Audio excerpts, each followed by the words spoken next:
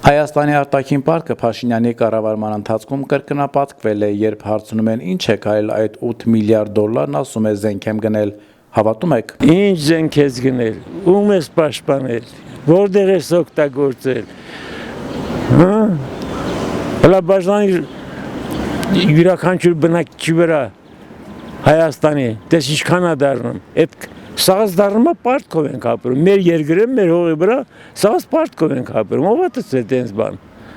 ով է տեսել։ Հայաստանում ամեն ինչ հնարավոր է, ով է տեսել պարտված երկրի նախագահ ալնի թե վարչապետի կապ չունի, մնա պաշտոնին միջև հիմա, հələ այդձև ես շատ դժվար է։ Ես ասում եմ, ես իշխանության չեմ հավատում, ցավը տանեմ, բացարձակապես չեմ հավատում։ Ինչ հավատամ, աչքս տեսածն եմ ասում։ Եթե բանել են մի քիչ բանից իրանք ապացուցած կնեին, էլի, որ զենք են կարել, սենց են կարել, հենց են կարել։ Բայց ոչ մի բան փաստորեն չեն արել։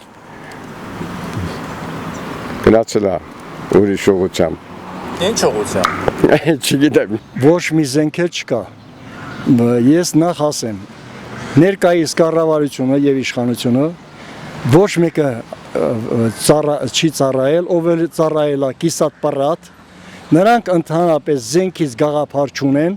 թե ինչ զենքեր են, այնը ցուցադրական ցույց են տալի ժողովրդին հերթական անգամ խաբելու եւ մանիպուլյացիոնելու համար։ Ես էդի կասեմ։